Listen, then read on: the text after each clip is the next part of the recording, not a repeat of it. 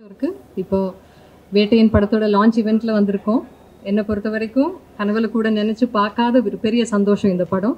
சிறப்பான ஒரு கூட்டணியில் சேர்ந்து படம் பண்ணுறது ஒரு நடிகரை பொறுத்த வரைக்கும் ரொம்ப அதை விட சந்தோஷமாக இன்னொரு விஷயம் இருக்க முடியாதுன்னு நம்புகிறேன்னா. ஸோ அந்த வகையில் பார்க்கும்போது ஞானவேல் சாரோட இயக்கத்தில், லைக்காவோட தயாரிப்பில், ரஜினி சாரோட சேர்ந்து நடிக்க ஒரு பெரிய வாய்ப்பு கிடச்சிருக்கு இந்த படத்தில். ஸோ என் கதாபாத்திரமும் ரொம்ப நல்லா இருக்குன்னு நான் நம்புகிறேன். ஸோ உங்களை மாதிரி நானும் இந்த படத்தை பெரிய ஸ்க்ரீனில் பார்க்குறதுக்கு ரொம்ப ஆவலாக காத்துட்ருக்கேன். உங்கள் எல்லாரோட சப்போர்ட்டுக்கும் ரொம்ப ரொம்ப ரொம்ப நன்றி. தேங்க்யூ. ரொம்ப சந்தோஷமாக தான் நாங்கள் ஷூட் பண்ணோம். ஸோ அது இந்த அளவுக்கு மக்களுக்கு ரொம்ப பிடிச்சிருக்கு, எல்லோரும் ரசித்து ரொம்ப ஓவர்வெல்மிங்கான ஃபீட்பேக் கொடுக்குறாங்க. அது கண்டிப்பாக ரொம்ப ரொம்ப சந்தோஷம் கொடுக்குது. இவ்வளோ எதிர்பார்த்தேனான்னு சொன்னால் எனக்கு இல்லைன்னு தான் சொல்ல முடியும்.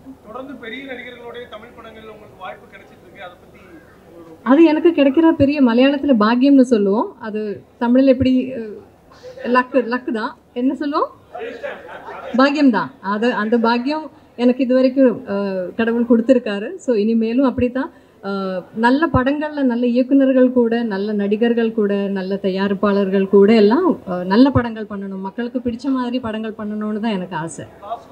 நீங்கள் சும்மா ஒரு கதாபாத்திரத்தை ஏற்று நடிக்க மாட்டீங்க, உங்களுக்கான கதாபாத்திரத்துக்கு முக்கியத்துவம் இருந்தால் தான் நடிப்பீங்க.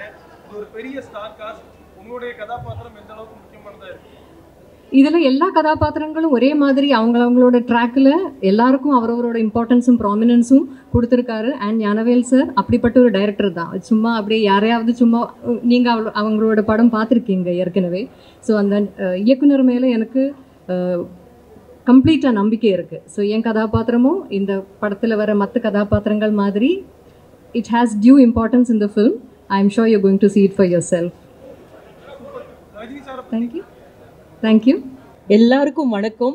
முதல் முறை இத்தனை மீடியா முன்னாடி, இத்தனை கேமரா முன்னாடி நான் பேசிகிட்டு இருக்கேன். இது ஏதோ நம்ம ஆஸ்கர் ஜெயிச்சுட்டு வந்தால் இந்த மாதிரி எல்லாம் இருக்கும் அப்படின்னு என்னுடைய கற்பனையில் இருந்தது. பட் ரொம்ப ரொம்ப சந்தோஷம். முதல் முறையாக நான் ரஜினி சார் கூட நடிச்சிருக்கேன். அது எனக்கு ரொம்ப ரொம்ப சந்தோஷமான ஒரு நிகழ்வாக இருக்குது. அது மட்டும் கிடையாது, இதில் இன்னொரு சந்தோஷமானது என்னென்னா அமிதாப்ஜியும் இருந்திருக்காங்க இந்த படத்தில் அப்படின்றது. அதுவுமே இல்லாமல் அவர் ஞானவேல் அவர்களுடைய இந்த படத்தில் ஒரு பகுதியாக இருக்கிறது எனக்கு ரொம்ப பெருமையாகவும் இருக்குது. பிகாஸ் அவர் மாதிரியான ஒரு டைரக்டர், நம்ம இந்தியாவே கர்வப்படக்கூடிய அளவுக்கான ஒரு டைரக்டர், இன்னும் அவருடைய படங்கள் உலகமே பேசக்கூடிய விதத்தில் அமையும் அப்படின்றது எனக்கு பெரிய நம்பிக்கை இருக்குது.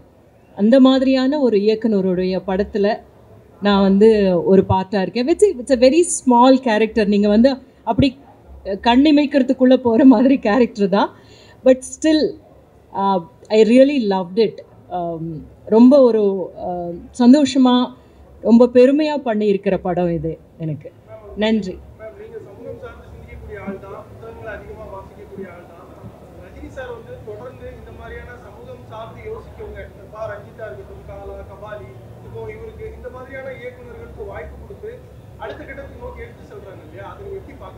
அது ரொம்ப நல்ல விஷயம் தானுங்க. இப்போ அவர் பெரிய ஸ்டார்.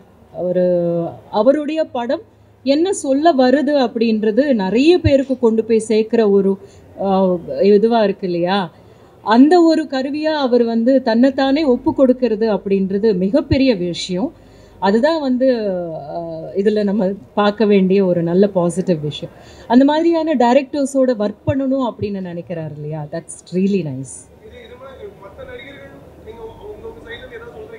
இல்லை, தமிழில் நிறைய பேர், எல்லா ஆக்டர்ஸும் அந்த மாதிரி தான் பண்ணிகிட்டு இருக்காங்க அப்படின்னு தோணுது. இப்போ தனுஷா இருக்கட்டும், இல்லைன்னா சூர்யா அவர்களாக இருக்கட்டும், ஜெய்பியுமே அவர் ப்ரொடியூஸ் பண்ணியிருக்காரு.